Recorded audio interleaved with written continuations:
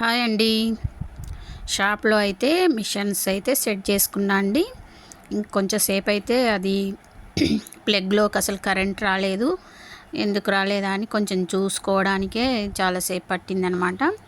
అయితే స్విచ్ బోర్డ్లో ఏదో ప్రాబ్లం ఉందండి. మరి అది ఎందుకో రాలేదు. రాకపోతే ఇంకో స్విచ్ బోర్డ్లో పెడితే వచ్చింది. లేదా నా మోటార్ అంటే మిషన్ ఇక్కడి నుంచి అక్కడికి తీసుకుపోయేసరికి మోటార్ ఏమైనా డిస్టర్బ్ అయిందా, ఏమన్నా అయిందా అని అనుకున్నా. కానీ ఏం కాలేదండి, బాగానే ఉంది. అదే స్విచ్ బోర్డ్లో ఎందుకో కరెంట్ అయితే రాలేదన్నమాట. చూడండి, ఫస్ట్ బ్లౌజ్ అనమాట ఇది. నేను షాప్లో కూర్చొని కుట్టే ఫస్ట్ బ్లౌజు. అయితే మనం ఎక్కడ కుట్టినా, ఎక్కడ కూర్చున్నా, ఎలా కుట్టినా మన మైండ్ అనేది ఫ్రెష్గా ఉండాలండి. స్టిచ్చింగ్ చేసేటప్పుడు అన్ని పనులలాగా కాదు. బ్లౌజ్ స్టిచ్చింగ్ చేయడం, అసలు స్టిచ్చింగ్ చేయడమే ఈజీ కాదనమాట. అంతా మన మైండ్ అంతా కాస్త ఇక్కడే పెట్టి జాగ్రత్తగా కుట్టుకోవాలి. కటింగ్ చేసేటప్పుడు మనం అందుకనే కచ్చికలు పెట్టుకొని ఎక్కడికక్కడికి కరెక్ట్గా వస్తుందా లేదా, మనం ఈ సైడ్లో చూడండి, ఇక్కడ యారో మార్క్ ఉంది, ఇక కచ్చిక పెట్టినా అవి రెండు సేమ్ వచ్చినాయా లేదా, అలాంటివి పెట్టుకున్నప్పుడు మనకి స్టిచ్చింగ్ చేసేటప్పుడు ఈజీగా ఉంటుందండి. ఇది పల్చటి బ్లౌజ్ కదా. మీరు కొన్ని టిప్స్ అయితే మీరు గమనించుంటే ఎక్కడికక్కడికి నేను థ్రెడ్ అనేది కటింగ్ చేసుకుంటూ కుట్టుకుంటూ వస్తున్నా. దానివల్ల ఏంటంటే మనకి పల్చటి బ్లౌజులు బుంగలు రాకుండా నీట్గా వస్తాయి అన్నమాట.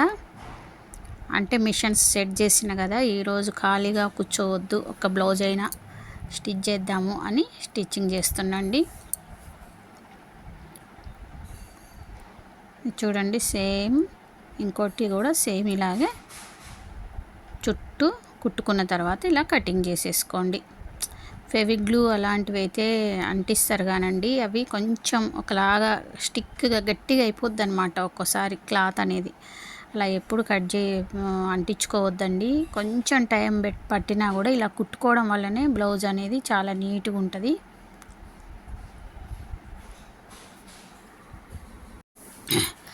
మెయిన్ డాట్లు రెండిటికి సేమ్ వచ్చేలాగా అలా చూసుకుంటున్నాండి. నేనైతే ఇలా చూసుకోవడం వల్ల మనకేంటంటే ఒకలాగా ఒకలాగా రాకుండా రెండు సేమ్ వస్తాయి అన్నమాట. చూడండి, ఇలా సేమ్ వస్తాయి. ఈ కటింగ్ వీడియో కూడా ఉంది. నేను చేసిన ప్రతి ఒక్క బ్లౌజ్ కటింగ్ వీడియో మన ఛానల్లో ఉందండి. ఇది చూడండి, ఇది కూడా ఈ కటింగ్ వీడియో కూడా ఉంది. ఇది నార్మల్ కటింగే, కాకపోతే షోల్డర్ పైన 1/2 ఇంచ్ ఎక్కువ తీసుకుంటా. అలా ఎందుకు తీసుకుంటా మీరు ఆ వీడియోలు చూడండి. ఒకవేళ స్టిచ్చింగ్ వీడియో వీలైతే నేనైతే లింక్ ఇస్తా డిస్క్రిప్షన్లో, ఓకేనా. కొంచెం మందికి అలా తీసుకోవాల్సి వస్తుంది. కొంచెం మందికి చూడండి, షోల్డర్ పైన జాయింట్ ఉంటుంది కదా, అది ఫ్రంట్కి వచ్చేస్తూ ఉంటుంది. అలా వచ్చేసే వాళ్ళకి బ్యాక్ పార్ట్ ఎక్కువ ఉందని అర్థం. షోల్డర్ దగ్గర శరీరం అనేది ఉబ్బెత్తుగా ఉంది అని అర్థం అన్నమాట, ఓకేనా. అలాంటి వాళ్ళకి మీరు ఈ కటింగ్, పింక్ బ్లౌజ్ కూడా ఉంది చూసిరా, మొన్న కూడా బొమ్మకేసి చూపించిన, అది కూడా సేమ్ అలాంటి కటింగే అండి. అలాంటి బ్లౌజులు, అలాంటి వాళ్ళు ఎవరైనా మీ దగ్గరకు వచ్చి వాళ్ళు వేసుకున్న బ్లౌజు కనుక ఆ షోల్డర్ మీద జాయింట్ కనుక ముందుకు వస్తూ ఉంటే మీరు ఈ కటింగ్ చేయండి, ఓకేనా. బ్యాక్ పార్టు ఫ్రంట్ పార్ట్లు అయితే పూర్తి చేశానండి. అయితే ఈ బ్లౌజ్ స్టిచ్చింగ్ చేస్తూ ఉంటేనే ఒక సిస్టర్ వచ్చిందండి. సిస్టర్ వచ్చి టైలరింగ్ నేర్చుకుంటా అని అడిగింది. సరే అండి, నేర్చుకోండి అని చెప్పిన. తను చాలా ఇంట్రెస్ట్గా ఉందండి, తను నేర్చుకోవాలని. 2 ఆడపిల్లలు ఉన్నారంట తనకి. నాకు టైలరింగ్ నేర్చుకోవాలని చాలా ఇంట్రెస్ట్ ఉంది అక్క అంటే, తప్పకుండా నేర్చుకోమని చెప్పిన అనమాట. మీలో ఎవరైనా టైలరింగ్ నేర్చుకోవాలంటే తప్పకుండా కాంటాక్ట్ అవ్వండి. నేను స్క్రీన్ మీద నెంబర్ ఇస్తా, ఓకేనా. ఈ బ్లౌజ్ పూర్తయినాక మళ్ళీ వీడియో పెడతా.